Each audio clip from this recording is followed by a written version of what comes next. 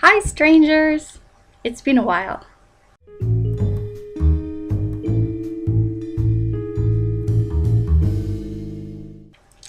I almost flaked out on doing video today because I just got back from my driving lesson.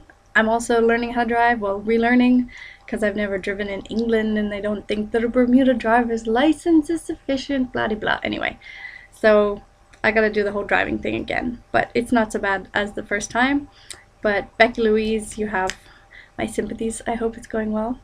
I can't remember if you finished it or not, or you kind of just mentioned it once.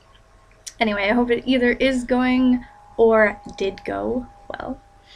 Um, I thought that there are so many questions piled up that being tired was not an excuse and that I really should come on and answer one. So I am going to answer one of the really fun ones about hobbies because I have always tried to do something new pretty much every year. I guess maybe trying to learn something new has become a hobby as well. Meta hobby.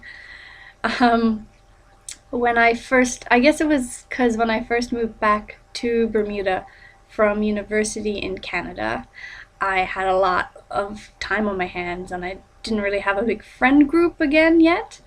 Um, so I decided to do something new and different every like 6 months or a year. And the first couple months I went and I learned salsa, which was really good fun and was definitely a good way to meet people.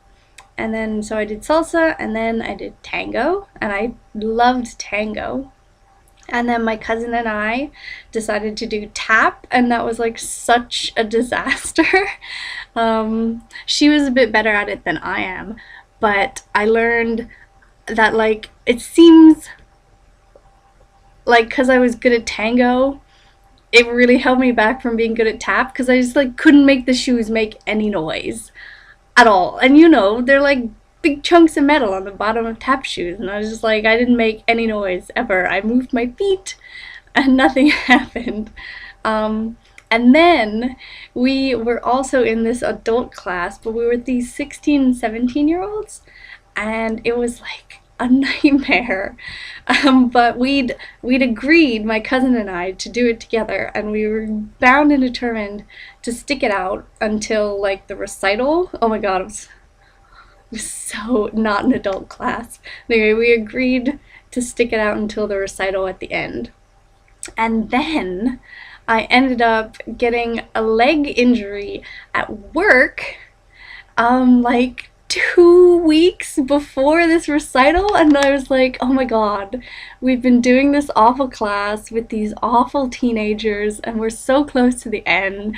I'm doing it whether I have this stupid leg injury or not, and it just like didn't go well. And I couldn't dance at all. Oh my god.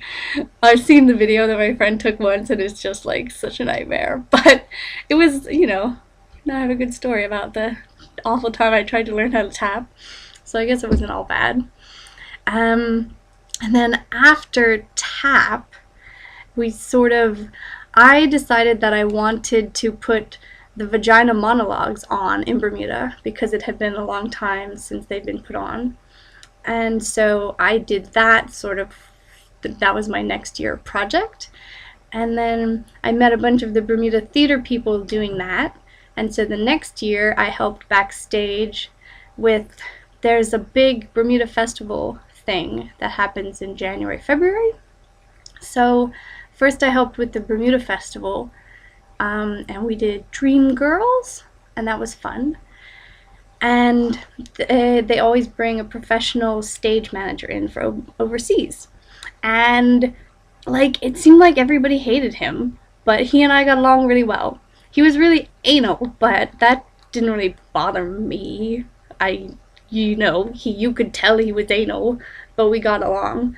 So I was his assistant stage manager for that one, and then they decided to bring him back the next year, and so I was his assistant stage manager again for the next year, and we did Ragtime, which is a totally amazing show, and I loved being assistant stage manager for that.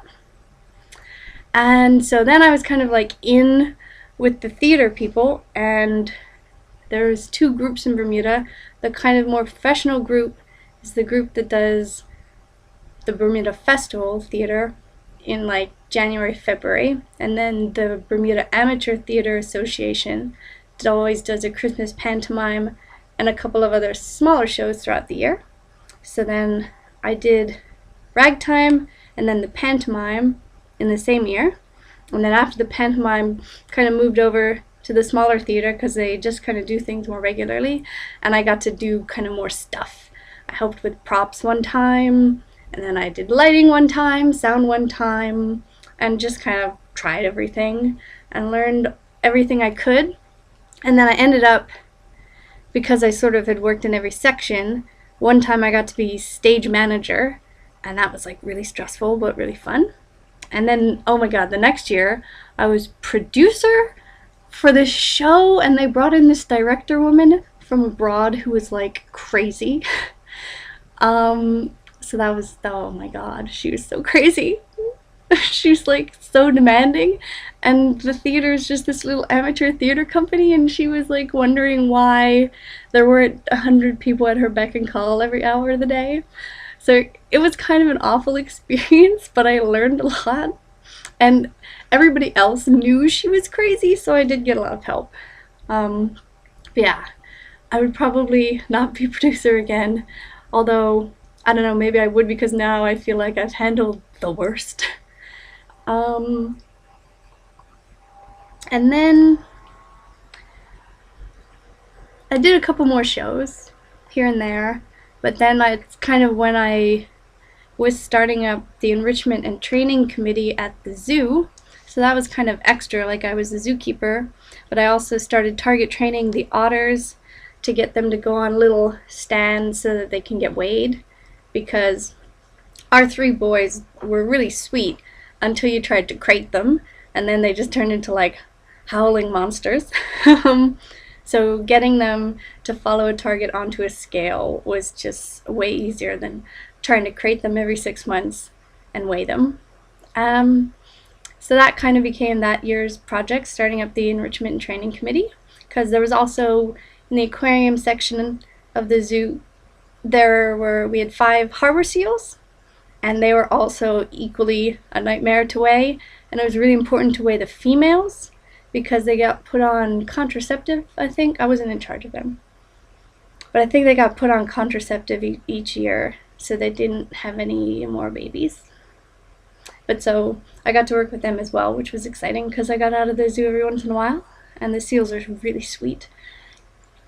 Except when you're trying to weigh them, when they turn into snarling monsters.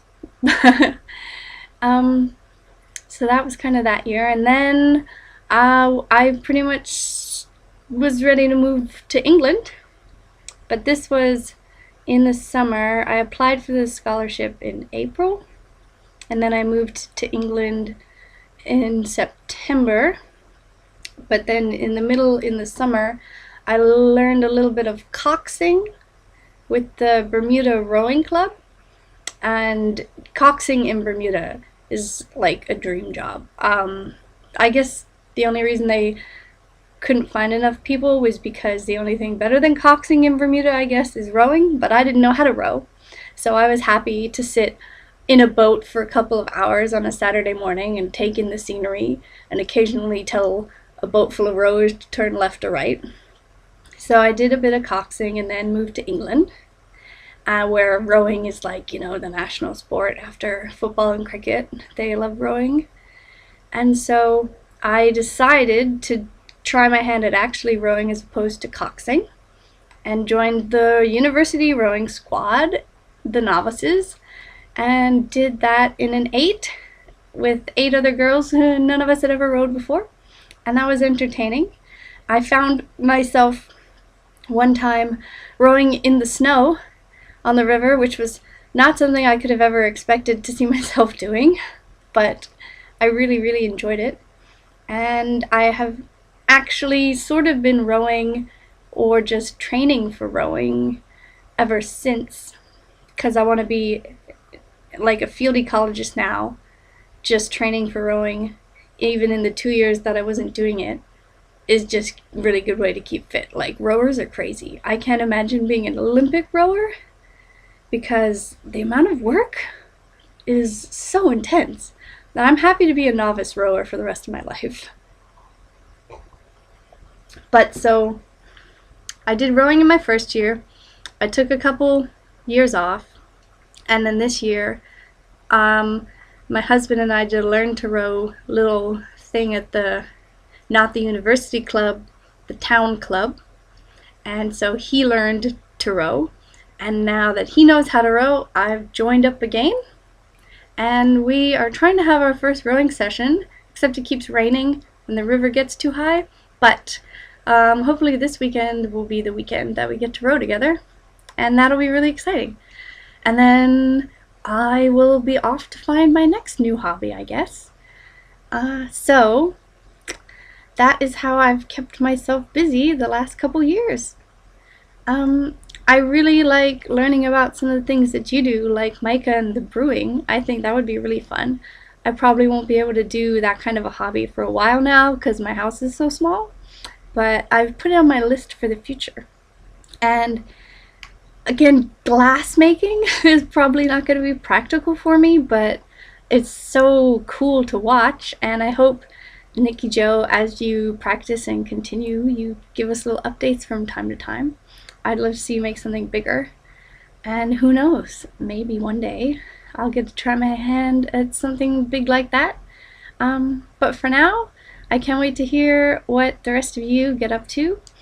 And yeah, I'm glad I found the time to come on. I will see you guys later.